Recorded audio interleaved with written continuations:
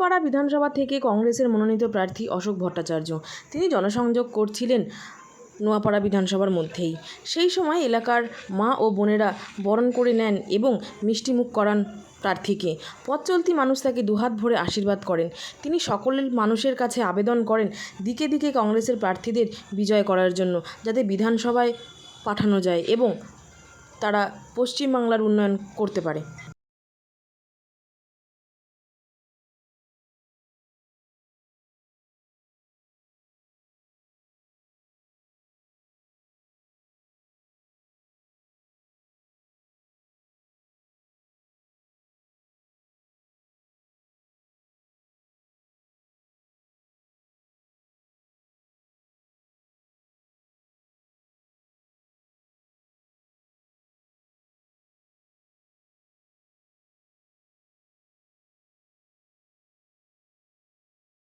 অশোক ভট্টাচার্য 107 নোয়াপাড়া কেন্দ্র থেকে ভারতীয় জাতীয় কংগ্রেসের প্রার্থী হিসাবে আমি প্রতিদ্বন্দ্বিতা করছি।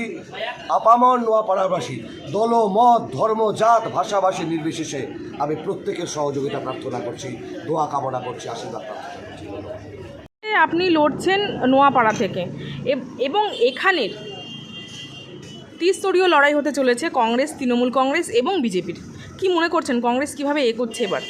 কংগ্রেস অত্যন্ত সংগঠিতভাবে আমরা এখানে প্রচার চালাচ্ছি। নোয়াপাড়ার মাটি কংগ্রেসের মাটি। 2016তেও কংগ্রেসের বিধায়ক হিসাবে মধুসূদন ঘোষ নির্বাচিত হয়েছিলেন। সুতরাং এই লড়াই আমাদের কাছে খুব সংগঠিত লড়াই। তার থেকে বড় কথা, বাদবাকি যারা প্রার্থী রয়েছেন তাদের মধ্যে আমি একমাত্র হচ্ছি ভূমিপুত্র। আমার বাড়ি নোয়াপাড়াতেই, আমার জন্ম, কর্ম, স্কুলিং, আমার বেড়ে ওঠা, আমার ছাত্র রাজনীতি, আমার ক্লাব সংগঠন, সমস্ত সাংস্কৃতিক কার্যকলাপ সবটাই নোয়াপাড়ার মাটিতে, ইছাপুরের মাটিতে। সুতরাং স্বাভাবিক ব্যাপারে নোয়াপাড়ার মানচিত্র আমার কাছে হাতের তালুর মতন চেনা।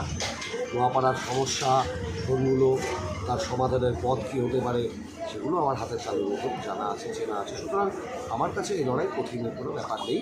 তবে সমস্ত নির্বাচনই আমাদের কাছে রাজনৈতিক লড়াই এবং আমরা সেটা সিরিয়াসলি লড়াই করছি।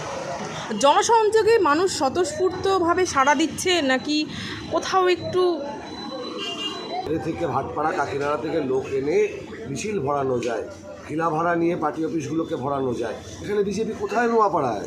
তাহলে জনসংযোগ করতে গিয়ে আপনার কাছে স্বতঃস্ফূর্তভাবে মানুষ সাড়া দিচ্ছে, তাই তো? কেন দেবে না? এটা কেন? আমি এখানকার ভূমিপুত্র। নোয়াপাড়ায় 2016তে কংগ্রেস জিতেছে। বিজেপি এখানে কোথায়? কারা বিজেপি? শুনুন, আমার কাছে অর্থবল নেই, পেশি বল নেই, কিন্তু আমার একটা শিক্ষা দীক্ষা রুচি সংস্কৃতি আছে, তাই নিয়ে মানুষের কাছে যাচ্ছে। আর নোয়াপাড়ার মানুষ মধুসূদন ঘোষের মতো একটা বিধায়ক পেয়েছিলেন। আমি সেই মধুবাবুর সেক্রেটারি ছিলাম। তার সাথে মধুবাবু সাইকেল করে ঘুরতেন। তাহলে স্করপিও করে ঘুরলে কি বড় নেতা, বড় জনসংযোগ করা যায় নাকি? এরকম কে বলেছে আপনাকে?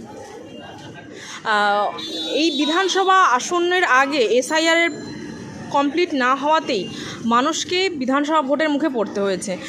যাদের এসআইআরের নাম বাতিল লড়াই, যে একজনও প্রকৃত ভোটারের নাম যাতে বাদ না যায়, আমাদের সভাপতি শুভঙ্কর সরকার সেই লড়াইয়ের দাঁড় করেছে। তো এটা বিজেপির চক্রান্ত, পেছন দরজা দিয়ে তারা চেষ্টা করছে পশ্চিমবঙ্গে ক্ষমতা দখলের একটা দুঃস্বপ্ন দেখছে বিজেপি। ইভিএম নিয়ে কারচুপি সামনে আসছে, কি মনে করছেন তাহলে? মানুষ একেবারেই তাই। নির্বাচন কমিশন বিজেপির শাখা সংগঠনে পরিণত হয়েছে। জ্ঞানেশ কুমার একজন ভোট চোর, রাহুল গান্ধী অনেক আগে প্রমাণ করে দিয়েছে, নতুন কিছু না। জেতার জন্য কতটা আশাবাদী? একদম ফুল কনফিডেন্ট, এনএফ কনফিডেন্ট। আবার বলছি, 2016তে এই অঞ্চলের মানুষ মধুসূদন ঘোষকে জিতিয়েছিলেন। এইটা তো আমাদের কাছে নতুন কোনো মাটি নয়। আমি নোয়াপাড়ার ছেলে, বাদ বাকি অন্যরা ভাটপাড়া থেকে আসছে, হালিশহর থেকে আসছে, আমি তো নোয়াপাড়ার ছেলে। তা মানুষ তো আমাকেই নির্বাচিত করবেন, এই প্রত্যয় তো আমার আছে। দেখুন, এই নোয়াপাড়া একটা শিল্পাঞ্চল ছিল কংগ্রেস আমলে। আপনি যদি পলতা দেখেন, পলতা জয়ার company, Mahalakshmi cotton mill, Bengal enamel, Bengal লিভ, ডিডিসি সব কংগ্রেস চলে গেল। বামফ্রন্ট আমলে একের পর এক বন্ধ হয়ে গেল। পলতা ওয়াটার ওয়ার্ক সরকারি প্রকল্প কংগ্রেস আমলে তৈরি, প্রচুর মানুষের পেট ভাত রুটি রুজির সংস্থান এখানে হয়েছে। Palta mechanise brick factory Trinamool আমলে বন্ধ হয়ে গেল। এশিয়ার প্রথম মেকানাইজ ব্রিক ফ্যাক্টরি, মানে যান্ত্রিক স্টক কারখানা, এখন প্রোডাকশান বন্ধ। ধরো আমরা মানুষকে বলবো যে দিনের শেষে আমাদের লড়াইটা पेट भात रोटी रुजी।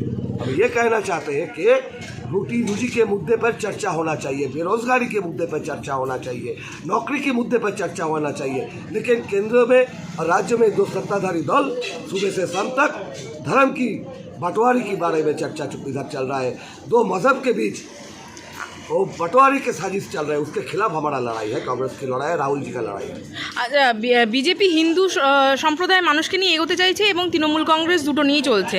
তার মধ্যে অনেক নতুন জন সংযোজন করেছে এই বিধানসভা ভোটের আগে। কংগ্রেস কিভাবে এটাকে নিয়ে লড়ছে?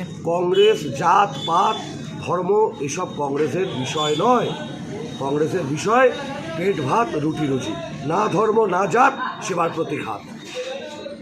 আপনি যদি নোয়াপাড়া বিধানসভা থেকে জিততে পারেন, আমি আশা করছি আপনি জিতবেন, তারপরের কর্মসূচিগুলো আপনার কি কি হবে, মানে কি ভেবে রেখেছেন? বেসিক সমস্যা আমরা 5টা গ্যারান্টি দিয়েছি নোয়াপাড়ায়। প্রথমত আমরা যেটা করতে চাই, উত্তর ব্যারাকপুর পৌরসভা, ক্যান্টনমেন্ট রোড, তারপরে আপনার গারুলিয়া পৌরসভা, শিউলি এবং মোহনপুর গ্রাম পঞ্চায়েত, প্রতিটা জায়গায় বিধায়ক তহবিলের টাকা থেকে প্রতিটা ওয়ার্ডে একটা করে প্রাইমারি হেলথ সেন্টার, প্রাথমিক স্বাস্থ্যকেন্দ্র দরকার। রাত বিরতে কিছু হয়ে গেল দৌড়ে যেতে হবে, যাতে মিনিমাম অক্সিজেনটুকু দেওয়ানো যায়, মিনিমাম ট্রিটমেন্টটুকু দেয়। এরা মধু ঘোষ আমাদের শিখিয়েছে, মধুসূদন বাবু শিখিয়ে গেছে এই সেবাটা করে যেতে হবে। 2 নম্বর কথা, কম্পিটিটিভ এক্সামিনেশন, তার জন্য একটা প্রশিক্ষণ কেন্দ্র।